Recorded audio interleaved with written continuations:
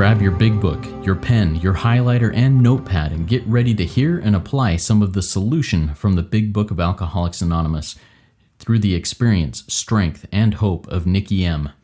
To have a question addressed in a future episode of Noodle It Out with Nikki, please send an email to noodlewithnikki@gmail.com, and Nikki is spelled with 2 Ks. To get a more interactive experience with Nikki as she noodles out life and recovery questions using the Big Book of Alcoholics Anonymous, you can get a link to her weekly Noodle It Out with Nikki meeting held live on Zoom every Monday morning at 9 o'clock Eastern Time. The information to that meeting is in the show notes of this podcast.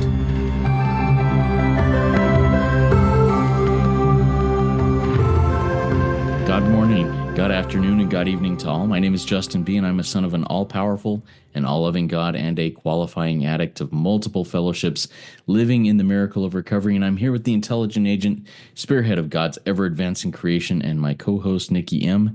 Nikki, please take a minute and say hi and introduce yourself. Hi, everybody. I'm a grateful member. That's what I am. I've made a decision today to show up as a member of really, there's only one anonymous, and it's Alcoholics Anonymous, and everyone's welcome here. And I have a seat at this table, and my big book will solve all my problems. So I'm just excited to be here and just to be in the solution with you, Justin. Thank you. Thank you, Nikki. And I'm excited to dive into some things with you today as we record. But real quick, to those of you out here who this may be your first exposure to Noodle It Out with Nikki or to Rico 12, we invite you to check out all the other resources that we have here. Noodle It Out with Nikki is an amazing resource. We also have the Big Book Roundtable, the Rico 12 weekly speaker meeting, and we just have communities and everything that we strive to. Well, it's open to anyone and everyone. As Nikki said, there's one anonymous, and we don't say, hey, that's an outside issue here, because all issues are issues in in the world. And that's kind of what Noodle It Out with Nikki is. We bring questions, comments, struggles, trials, issues to the Big Book of Alcoholics Anonymous as Nikki runs us through them. And we try and find that solution and try to work the solution in our lives. So everybody grab your big book, a pencil, paper, highlighter, whatever it is you need to get ready to go around through the big book and find solutions to things. Today, Nikki, we're going to be going in a slightly different direction, I think. I mean, it's still the same thing, but you have mentioned a few times in your meetings in different places and things that you and I have spoken about and on Big Book Roundtable that you've been going through certain trials and low spots here recently, a really dark period of time. So what we'd like to do today is kind of noodle that out with you, share a little bit of the things you're learning, the growth that's happening, the changes that are the higher power is bringing into your life. And let's go through that. So it's a little bit more of a personal type thing, but I think it can be applicable to anybody. So Nikki, why don't you take a minute and explain kind of where you've been and where things are going? Okay, thank you, Justin. And this is what this is about. This is why we have this podcast is because long story short, I sponsor a lot and I couldn't reach everybody like an hour here, an hour there with everybody. That's why we have one meeting where I can get to everybody. So what's happened is I've been in the rooms for 12 years and 9 months. I came in Valentine's Day into an Al-Anon room, crying hysterical and just a hot mess. And actually, it's funny, we came off the Noodle meeting today and my friend Tom, he was the very first person I saw in a meeting and he's there on the Noodle meeting playing his guitar every Monday morning. And he's not a morning person. 12 years I've known him. But what does that look like? Well, you said it. The book says, if an alcoholic, and I'm a woman who suffers from the disease of alcoholism. I'm not a real alcoholic, but I have the real disease of alcoholism, like my friend Justin B., who's never even had a drink. So I definitely qualify to be here. And it says on page 1314, 1415, if I fail to perfect and enlarge my spiritual life, see, I'm here for a spiritual life through work. I have to work every day because page 85 tells me I have a daily reprieve and self-sacrifice. self-sacrifice for others. I'm not going to survive so there's certain trials and low spots coming for me. And yes, we are in today's December 9th, 2024. The world is upside down. Now, I'm not to indulge, says page 132 of the big book. It says, do not indulge in the cynicism over the state of the nations. I'm not to look at the world issues. But the reality of it is, things are a real hot mess right now, Justin. It's just an energy and a fact of life that we're going through some changes in the world. And we're going to look back, and I can guarantee, I hope someone's playing this in 2040. This is the most exciting time to be alive. I'm sure every generation says that. Maybe your grandparents, my grandparents, Justin, this is a very exciting time. So there's a certain trial and low spot I'm in. I mean, I've been in ups and downs. Year 4, I was going to kill myself and kill my lover. So I've cruised along for almost 8 years here. Pretty good. Like, I'm getting miracles. Fellowships are being born that I crave. God is literally doing for me what I cannot do for myself. But I'm in a low spot. What does that mean? There's trials and low spots. And I was here the other day, page 8. It says, how dark it is before the dawn. I woke up. One lesson I want to tell everybody is the book is very much about mindfulness, staying present now. I was to get on my meeting every Monday. I don't take calls before the Noodle with Nikki meeting. I wake up, I get very God-centered and prayerful so I can transmit something on a meeting with 150 people on Monday. I looked at my phone. Normally it's safe to do that. This was last Monday, I looked at my phone and I had a message that no one ever wants to get. It's just the nightmare that you just never want to receive, the certain trial and low spot. And I had to get on this meeting and I was literally, Justin, blacked out. And the last week, it has been so dark before the dawn. Now I'm here a week later and the dawn is here. Like, I'm in light. That message I got last week was an opportunity, page 133. It was an opportunity to cheerfully capitalize on God's omnipotence. It was literally a page 117, a test. Page 117, let me roll there. It was a test. It says the faith and sincerity of both you and, well, I don't have a husband. So my friend Justin, my fellowship, everybody put to the test. These workouts, see, they were regarded as part of my education. I have been stripped. Last Monday on my Noodle meeting, I cried. And then here, if you're listening and you're one of my friends, if I'm ever like that on my Noodle meeting, please tell me that there is a camera off button. I had that ugly face, the tears, crying, snot. I think it was coming out of my nose. I was blacked out. I literally had to do I even show up for the meeting? I had to show up, right? This is what we do. You get the news, you got to suit up and show up. You can't just we're not going to show up. We're just going to stop doing this. No, especially you and me, Justin, this is a lifestyle. You can't just, I'm sure you can, but you're just not going to come to Rico 12. There's a lot of us who rely on you now.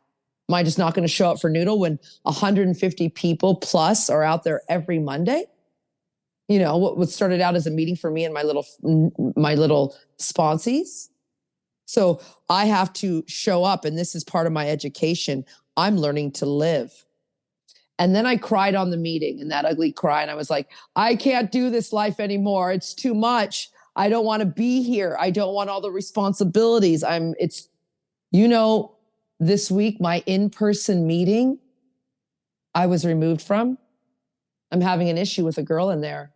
She's a newcomer. I started the meeting, actually. God started the meeting for her with my help, gave her the script, everything. But all of a sudden, now that she's angry at me, I don't know what I'm doing, Justin. And she said I was supposed to chair tonight. I'm not welcome to chair, she says, because I'm in an emotional relapse, is what she tells me. Well, turn to page 67. This is what I did. She goes, you're in an emotional relapse. I said, no, I'm actually on page 67. We avoid retaliation or argument. I retaliated and I argued and I treat sick people awful and I destroyed my chance of being helpful. So God did for me what I could not do for myself. I don't need to go to that meeting anymore. I didn't need it in the first place. My book actually says on page 159, you're to have one meeting a week to be attended by anyone and everyone looking for a spiritual way of life. So God did for me in that moment. And my commitments keep falling. What does it look like too? Justin, I haven't been to church in 3 weeks. Not because I'm mad, not because I'm angry at them. I'm going through changes. What worked for me for a while is now not working anymore. My volunteering, God, I lost my job in COVID. We met during COVID.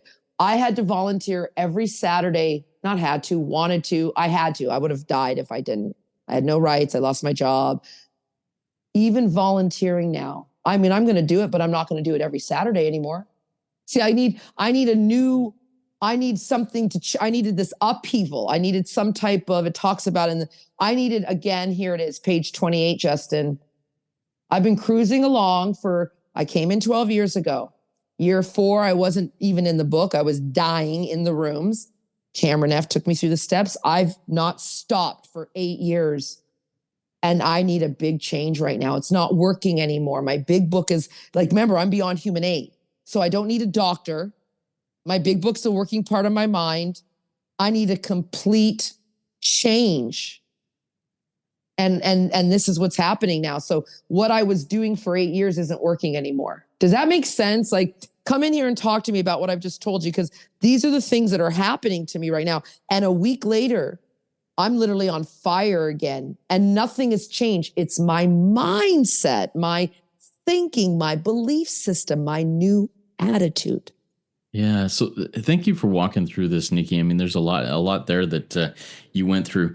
One of the things that jumped out at me is the first place you took us to, pages 14 and 15. And I just want to kind of do a David G here on this. For if an alcoholic failed to perfect and enlarge his spiritual life through work and self-sacrifice, and what David G does there is he changes the words around there with that sacrifice of self. I've got to take the self, the entity that is, the director, the entity that's trying to run the show, and sacrifice that self, put it on the altar and put the knife through it, and or I cannot survive the certain trials and low spots ahead, because if I'm relying on self to get me through, well, what do we learn? And you're going to have to do the pages here, Nikki, but self-will was good as far as it went, right? But it doesn't go far enough to bridge us over to, I know about where it's in the 60s in the big book, but in order to take that last step from bridge to shore, I've got to get rid of that self. And Nikki, you're kind of talking about this as once again, self has kind of come up. I mean, you were dying in self-will 8 years ago, or 4 years into your recovery.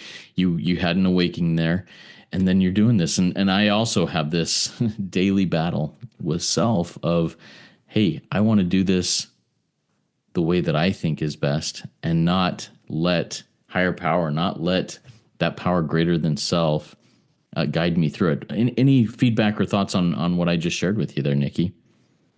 Well, so many. And yeah, I can't even think of the page. Self-reliance was good. It didn't go far enough. But I know it also says on page, I think it's 60 or 61, it says, any life run on self-will can hardly be a success. Any life, not just mine. It's the whole entire world run on self. So there's a book in Al-Anon. It's called When I Got Busy, I Got Better. And I like to call it, when I got busy, I call bullshit. And recently, that's what I realized I've been doing too. Because remember, it says on page 25, we're blotting out the consciousness of our existence. Now, whatever it may be, it was for me, money and men. And when I was 18, it was crystal meth and, whatever, all those good stuff. And then as you get older, then it's food, as you go through your addictions, it's, during COVID, it was the scrolling of the doom scrolling of how they're going to, take all my rights away. I'm blotting it out. So when I get busy and I'm running around just blotting it out, I'm not doing this on page 13. Roll it back one page, Justin. And it says, one, two, three, the fourth paragraph down where it says, I'm not doing this enough. I'm busy. I'm sponsoring. I'm in service. My life is purposeful because I serve everyone, but I'm not doing this. I'm not sitting quietly when in doubt and asking only. I'm calling somebody. I'm getting busy. I'm thinking of, because it says we are to, on page 159, we are to constantly be thinking, let me just read it because I want to come back to page 13, constantly thinking of how they might present their discovery to some newcomer. And I'm constantly thinking of that, like you and I are. I mean, we've got so many projects going. You've got a million going. I do too. But I'm never just sitting quietly. And then remember, in the spirit world, there is no time. So I'm still, and I can't see it because it takes two to see one. I can't differentiate the doctor's opinion, the true from the false doctor's opinion. My addict life is my only normal one. I've been programmed. Hi, I'm Nikki. How, you will meet you. Hi, I'm Justin. What do you do? Like, that's what people ask. What do you do? I mean, we're all like, what do you do? Who are you? Oh, you're a doctor. Okay, I can talk to you. Oh, wait, you're a bum. You just sit and stare at, like, I'll never forget when, I met Mr. Luxembourg. He's retired. When I met him, I mean, he's 13 years younger than me. I'm 51. Do the math. He was retired when I met him. Be 6 years I know him in January. And he would just sit. And I would be like, you have no purpose. What are you doing? That's not a life. You're not helping anybody. And now 6 years later, I'm realizing, wow, I know nothing. I'm watching this guy that God sent to me going, he had it right. He just sits quietly in God thought. But we've been so programmed to run around, right? Like it says, we aren't burning up energy foolishly, trying to arrange life. I'm trying to arrange life to suit my needs. I'm like, you want a meeting? Okay, I'll start one for you. I know how to do that. And it's all backfired. Me giving to people more than I'm giving to God. I'm giving, and we talked about this lately, Justin. I do step 12, sponsoring like nobody, but I don't practice these principles in all my affairs. See, there's 3 parts. Let's read the parts to step 12. There's 3 parts here on step 12. It says, having had a spiritual awakening as a result of these steps. Yes, I have to have a spiritual awakening every day as a result of working all of these steps all day long, every day, all day. Then it says we tried. So we carry, because we don't try, Yoda, we do or do not. We carry this message to alcoholics, addicts. Okay, that's part 2. Here's part 3. And to practice these principles in all our affairs. I don't do that. I practice these principles with the newcomer, page 19, in our affairs, page 19, in our occupations. That's the job. Number 1, it says in our respective homes. I don't do that. My son was over last night and he was, I said, he says, what's wrong? And I said, I'm realizing I've been so hard on you. And so hard on the man I love. Like, it's just, I'm nice to everybody but you and him. Like, these are the realities I'm seeing, and I can't see it when I'm in it. So, I mean, I'm kind of all over the place with these thoughts again, but back to page 13. I'm not sitting quietly. I'm not thinking and testing my thoughts with my new God. That takes time. That takes the pause. That takes the relax. We do not struggle. This is deep shit. You understand? Because I come in here and I'm going to sponsor and I'm going to meeting and I'm going to do this and I'm going to serve my mom and I'm going to be at Auntie's even I'm going to go deep here. Even I'm losing the lust for Auntie every Tuesday. It's becoming a chore. Service is now becoming. So I'm realizing, Nikki, you need to sit and be. This is go deep, everybody. This is a spirit world. Do you think spirits are just running around like chickens with their head cut off with to-do lists? How about a be list? Be kind. Be gentle. Come in here. Yeah. So, Nikki, I've shared this before, and maybe in Noodle. I can't remember if I've shared it on this podcast, but I've shared it in several places. A couple of years back, I had a day that when I woke up and I looked at my day ahead, the day ahead, I was like, there is zero chance that I'm going to be able to do this. And in my morning guidance, my quiet time with God, I felt directed to pause every single hour and give God 5 minutes of that hour. And I was like, there is no way I can't do this. And the thought was, just do it. And I did. And I finished everything by like 3:30 that day and had an hour and a half at the end of the day. God did for me what was absolutely impossible to be done. Now I want to go back to this a little bit more because just in the last week, you mentioned that I have a million things going on, and I do. I look at my schedule this week. I'm looking at it right now. It is packed, and I think this is what it's going to look like moving forward for the foreseeable future. And what did God tell me to do this last week? God said, Justin, set a timer for every hour and give me 3 to 5 minutes every hour of every day, not just of today, of every day, and pause and be quiet. And then say, okay, God, at the end of that, say, okay, God, whatever's ahead this hour, it's yours. You make it happen. And if I'm the one trying to push through it using my own self-reliance, my own willpower, my own scheduling ability or inability, holy crap, I suck at scheduling. But anyways, that's the only way I'm going to be able to make it through these busy but really rewarding times is if I let God direct and not try and force myself into that. Any other thoughts on that, Nikki? So many, like, I want to be your personal assistant. See, there's the Al-Anon in me. It's like, get your wife on the phone. I need to get out there and like, see, I'm a person. I used to be a personal assistant. So I get it. But other than those thoughts about how I heard one thought, and it was on page 49. And it says this: we who have traveled this dubious path, they're begging us every day to lay aside prejudice, even against organized religion, against your beliefs of what this life should look like, right? And go down further because it says, people of faith, and I think we talked about it on our last roundtable, and I can't remember what we said, but you, me, and David, we talked about like, what is faith? It's courage. It's just courage. And so we have this courage and this idea about what is life all about. And we know this. You're living long enough. You and I aren't little. You have a grandson. And you just came back from Thanksgiving and the holiday. The life isn't about your to-do list.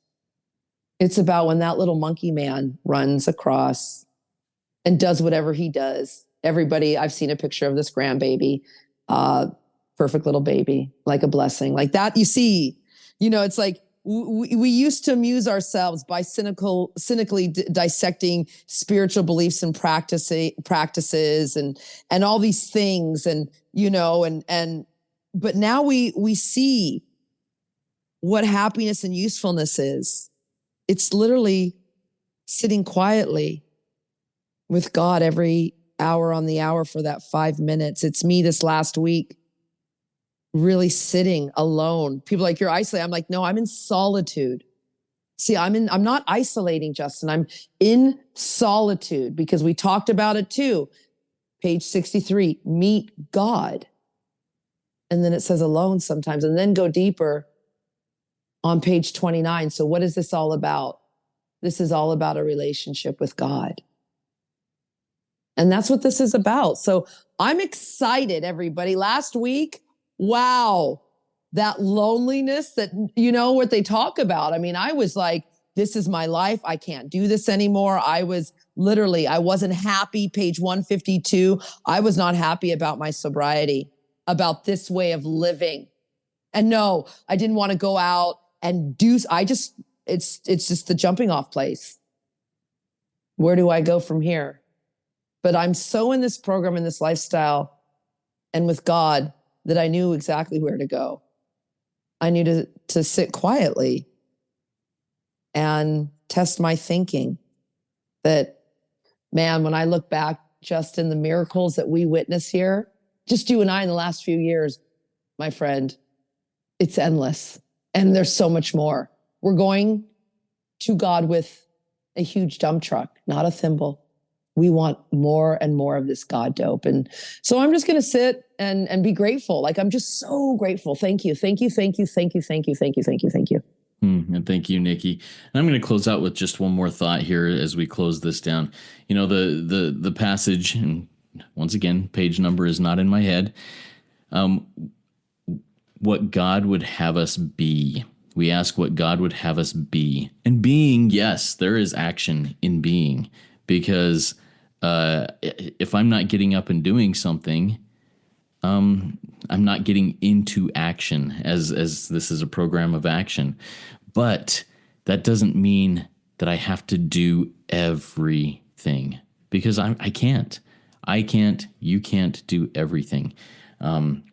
Nikki, as capable as you are, you can't do everything, but you can be what God wants you to be. The old army thing, be all that you can be, and doesn't say do all you can do. It says be all you can be.